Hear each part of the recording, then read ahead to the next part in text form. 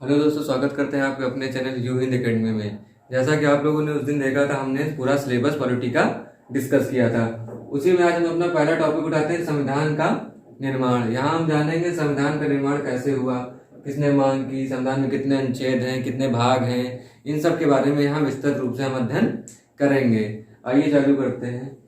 जैसा कि हम जानते हैं, लिखा अनुच्छेद। तो मूल संविधान में हमारे जब संविधान लागू हुआ था 1947 में, तो हमारे मूल संविधान में अनुच्छेद थे 395, जो विभिन्न संशोधनों के माध्यम से अब आगे बढ़ते जा रहे हैं।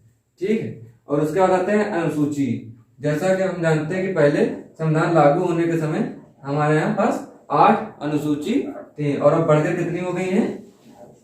12। इसमें दल बदल कानून और अपने स्थानीय स्वशासन ये सब लागू इसमें ऐड हो गए हैं, तो इसमें अनुसूचियां बढ़ गई हैं। भाग हमारे थे मूल संविधान में 22, जो अब बढ़कर हमारे कितने हो गए हैं? 25 भाग हमारे हो गए हैं। और ये बहुत कम लोग जानते होंगे कि हमारे मूल संविधान में वर्ड कितने, शब्द कितने हैं। शब्द कितने थे जब मूल संविधान हमारा बना था? तो उसमें शब्द थे 80,000 शब्द हमारे मूल संविधान में थे। और उसके बाद जो हमारा मूल संविधान था वो इंग्लिश में बनाया गया था। उसकी भाषा कैसी थी? वो इंग्लिश थी, अंग्रेजी में बनाया गया था। और उसमें खर्चा कितना आया था? इसमें खर्चा आया था 64 लाख रुपए का, जिसमें हमारे देश के विभिन्न नेताओं ने विभिन्न देश की यात्रा करते हुए और वहां के संविधान का अध्ययन करते हुए यह खर्चा हुआ था। और उसके बाद आता है समय कितना लगा। तो सभी जानते हैं इसको समय कितना लगा, 2 ईयर 11 मंथ और 18 डेज। ठीक है। इसमें फिर से रिवीजन करते हैं कि हमारे मूल संविधान में कितने अनुच्छेद थे? 395, जो आगे बढ़ चुके हैं। अनुसूचियां 8 थी, जो बढ़कर कितनी हो चुकी हैं? 12 हो चुकी हैं। भाग 22 थे और बढ़कर कितने हो चुके हैं? 25 हो चुके हैं। वर्ड हमारे मूल संविधान में 80,000 थे। और कॉस्ट कितनी लगी थी? हमारे 64 lakhs हमारे कॉस्ट लगी थी। जो मूल संविधान था हमारा वो इंग्लिश में बनकर तैयार हुआ था। और उसके बाद इसका टाइम कितना लगा? 2 वर्ष 11 माह और 18 दिन। और इसके बाद हम आगे अध्ययन करेंगे कि संविधान सभा का निर्माण कैसे हुआ, कैसे किसने मांग की सर्वप्रथम, ये सब हम आगे अध्ययन अब करेंगे। धीरे धीरे करके पॉइंट टू पॉइंट रिवीजन अपना बताते चलेंगे।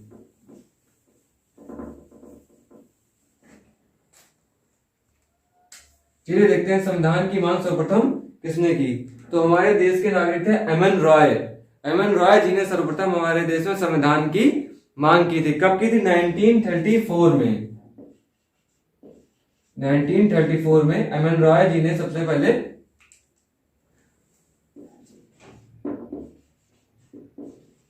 हमारे देश के लिए संविधान की मांग की थी। और उसके बाद आते हैं, इस मांग को बल कब मिला? जब इनकी मांग को कांग्रेस ने 1935 में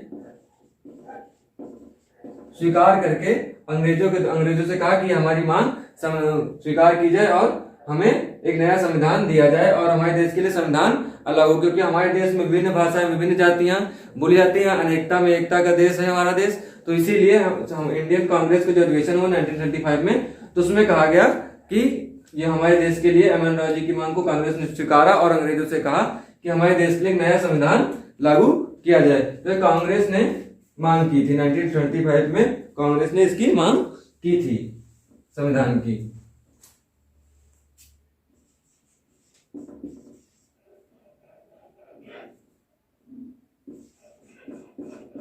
क्योंकि उस समय के जो कानून थे उनके हिसाब से हमारा उस पर ब्रिटिश जो रूल करते थे हम पर, वो ब्रिटिश रूल ही हम पर लागू होते थे, जो हमारे देश में पूर्णतः फिट नहीं होते थे। इसलिए कांग्रेस ने 1935 में लागू संविधान की मांग को स्वीकारा। और इसको हमारे देश में अंग्रेजों ने 1940 में अंग्रेजों द्वारा कांग्रेस की इस मांग को स्वीकार कर लिया गया कि तुमको आप लोगों के लिए नया संविधान बनाया जाएगा।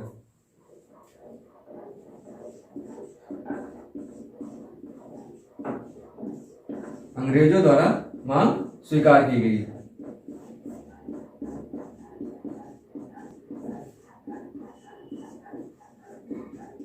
तो याद रखिएगा, सर्वप्रथम संविधान की मांग किसने की? 1934 में एम.एन. रॉय जी ने संविधान की मांग की, और इनकी मांग को बल तब मिला जब कांग्रेस ने इनकी मांग को स्वीकार किया और अंग्रेजों से कहा नया संविधान हमारे देश के लिए बनाया जाए। और इनको 1940 में अंग्रेजों द्वारा उनकी इस मांग को, कांग्रेस की इस मांग को स्वीकार कर लिया गया। अब स्वीकार करने के बाद क्या हुआ कि उनकी जो मांग स्वीकार की, इसी को ही अगस्त ऑफर कहते हैं, क्योंकि 1940 में अगस्त में ही ये मांग स्वीकार की गई थी, इसीलिए इसको कहते हैं अगस्त ऑफर। जो हमारे कई कॉम्पिटिटिव एग्जाम में पूछा जा चुका है कि अगस्त ऑफर क्या है, तो अंग्रेजों द्वारा जो मांग स्वीकार की गई थी 1940 में, उसे ही अगस्त ऑफर कहा जाता है। अब हम जानते हैं आगे एक एक पॉइंट के बारे में आगे अध्ययन करेंगे।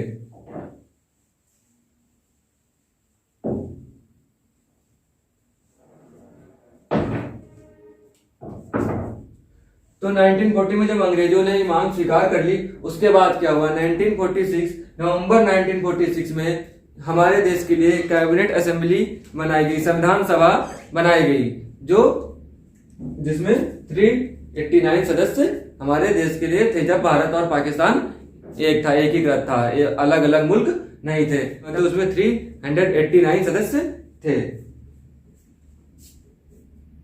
पहले देखिए संविधान सभा की मांग को। संविधान 1946 में संविधान सभा बनाने के लिए अंग्रेजों द्वारा 3 अधिकारी नियुक्त किए गए। इसमें थे पैट्रिक लॉरेंस,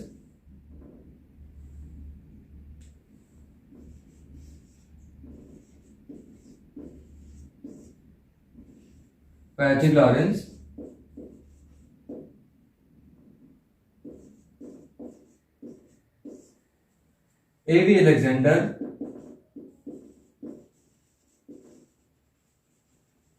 और हमारे स्टीफर्ड क्रिप्स।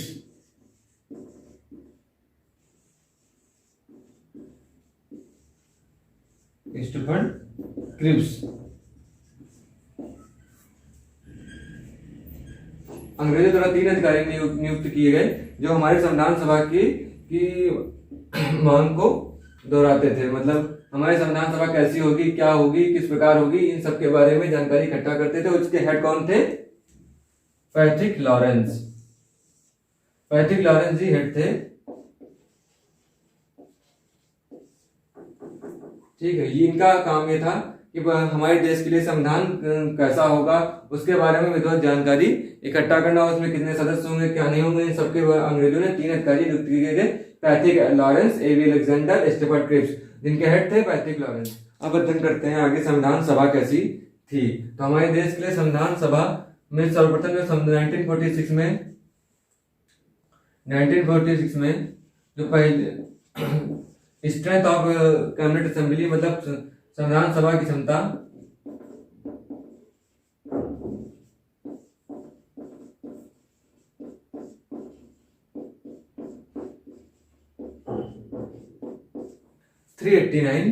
संविधान सभा हमारे 389 सदस्य थे।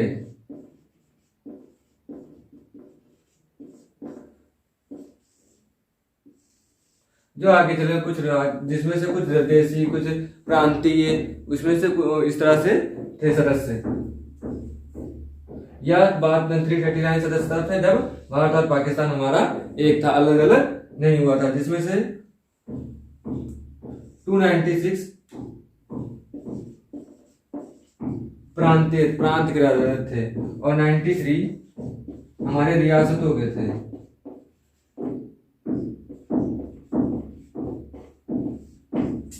रियासत 93 रियासतों के सदस्य थे और 296 हमारे विभिन्न राज्यों के, प्रांतों के और जो अंग्रेजों के अधीन राज्य थे उनके सदस्य थे। और इनको भी 2 भागों में डिवाइडेड किया जा सकता है, जिसमें 296 हमारे राज्य के थे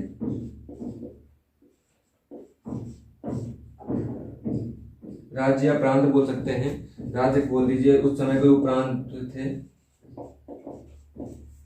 राज्य और प्रांत 4 थे। ये कमिश्नरी एरिया के 4 कमिश्नरी एरिया।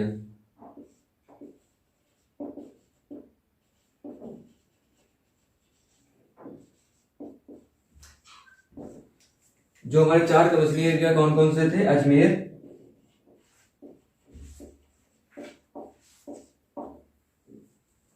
क्रूब, बलूचिस्तान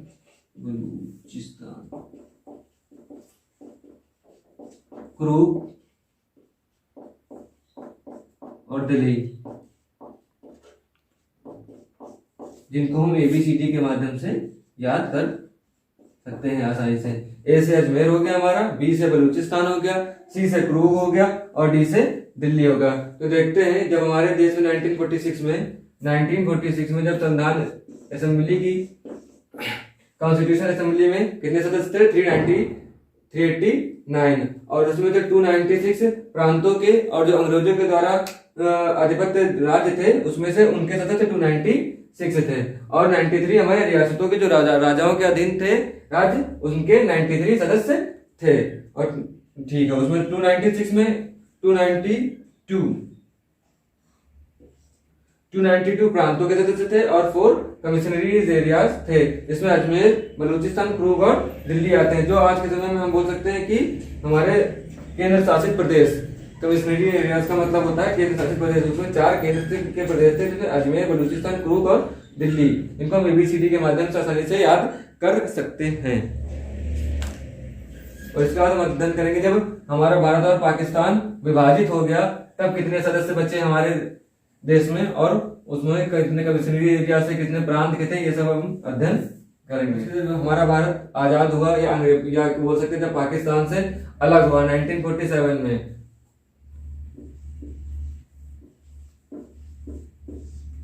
तब सिर्फ 299 सदस्य रह गए हमारे पास, क्योंकि उसमें से चले गए थे 389 में से बाकी सदस्य कहाँ चले गए थे? पाकिस्तान में की ओर चले गए थे। उन्होंने पाकिस्तान के असेंबली में को ज्वाइन किया था।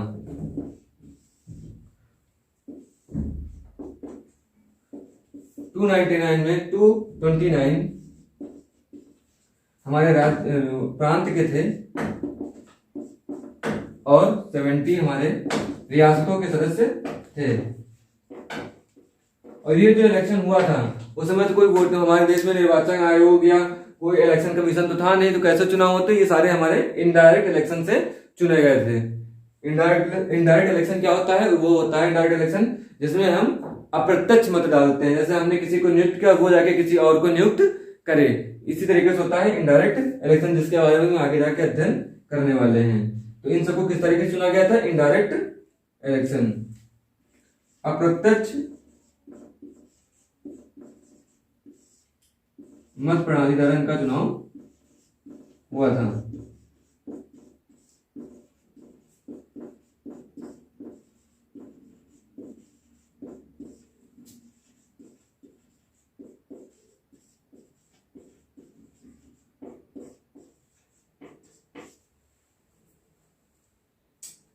चलिए अब आगे अध्ययन करते हैं। तो 1947 में जब भारत आजाद हुए 299 सदस्य थे और उसमें से 229 हमारे प्रांतों के सदस्य थे और 70 हमारे क्या थे? रियासतों के सदस्य थे। और इन सबका चुनाव किससे हुआ था? अप्रत्यक्ष मत प्रणाली द्वारा इनकी शुरुआत हुई थी, इनका इलेक्शन हुआ था। और उसके बाद अध्ययन करेंगे कि कौन सी कैबिनेट मीटिंग, प्रथम बैठक, द्वितीय बैठक, कौन इसका अध्यक्ष था, इन सबके बारे में अब जानकारी लेंगे हम लोग। एक एक करके सभी पॉइंटों को धीरे धीरे डिस्कस करेंगे। सबसे पहले फर्स्ट मीटिंग के बारे में जानकारी लेते हैं। फर्स्ट मीटिंग जो हुई वो हुई 9 दिसंबर 1946 में प्रथम मीटिंग हुई और इसके अध्यक्ष कौन बनाए गए? डॉक्टर सच्चिदानंद सिन्हा। ये संविधान सभा की प्रथम बैठक थी।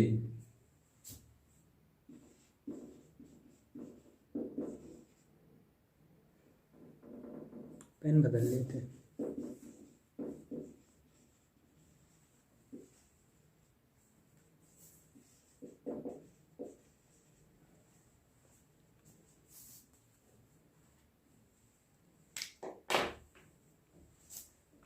तो हमारी प्रथम बैठक के अध्यक्ष कौन थे? डॉक्टर सच्चिदानंद सिन्हा प्रथम बैठक के हमारे अध्यक्ष थे। और इनको किस तरीके से चुना गया था? ये हमारी संविधान सभा के सदस्यों में सबसे वरिष्ठ थे, इसलिए हमारे घर में भी होता है जो सबसे वरिष्ठ होता है उसी को चुना जाता है अध्यक्ष या सदस्य या मुखिया के तौर पे चुना जाता है। उसी तरीके से डॉक्टर सच्चिदानंद सिन्हा को अध्यक्ष के रूप में संविधान सभा की प्रथम बैठक के रूप में चुना गया था। और ये थे हमारे अस्थायी अध्यक्ष।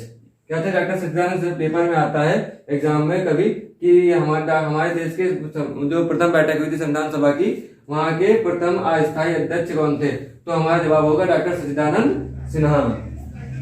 यह थे अस्थायी अध्यक्ष।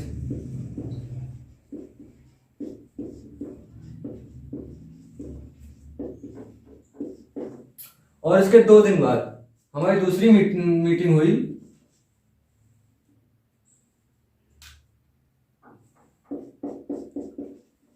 सेकेंड मीटिंग 11 दिसंबर 1946 में, जिसमें हमारे देश के प्रथम राष्ट्रपति, जिनको आप जानते होंगे, डॉक्टर राजेंद्र प्रसाद अस्थायी अध्यक्ष बनाए गए।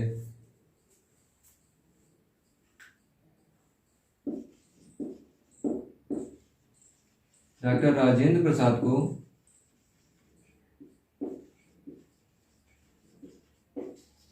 संविधान सभा का प्रथम स्थायी अध्यक्ष बनाया गया।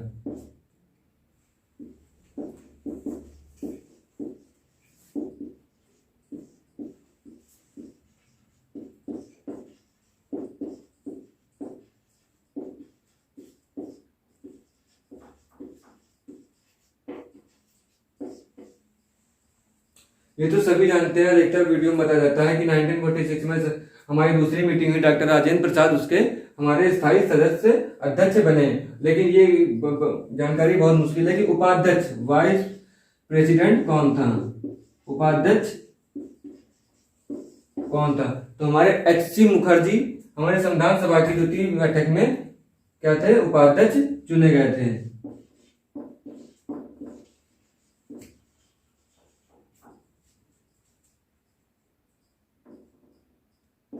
HC मुखर्जी।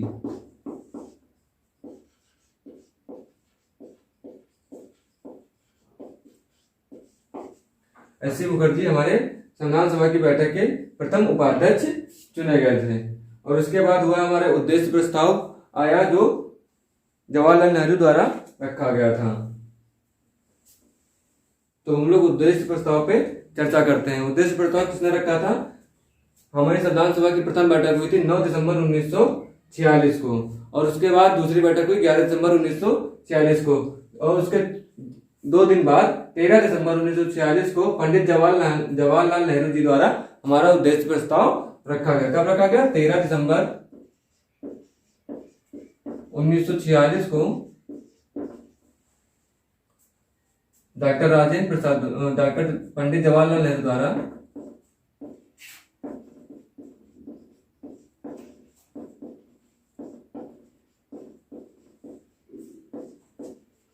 नेहरू जी द्वारा उद्देश्य प्रस्ताव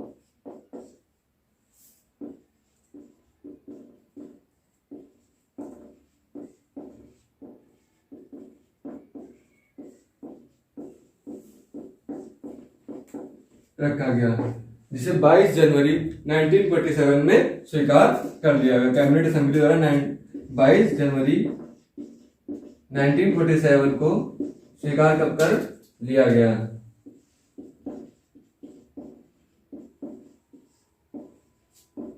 स्वीकार कर लिया गया। उद्देश्य प्रस्ताव कब आया था?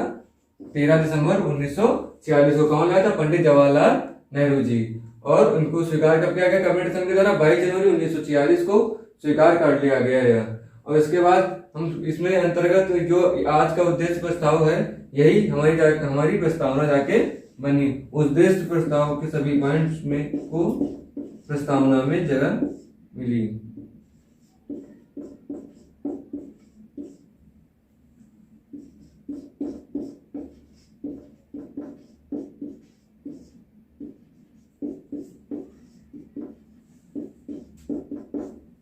तो मिलते हैं आपको हम अगले वीडियो में। अगर वीडियो पसंद आए तो लाइक कीजिए, कमेंट कीजिए और सब्सक्राइब कीजिए चैनल को।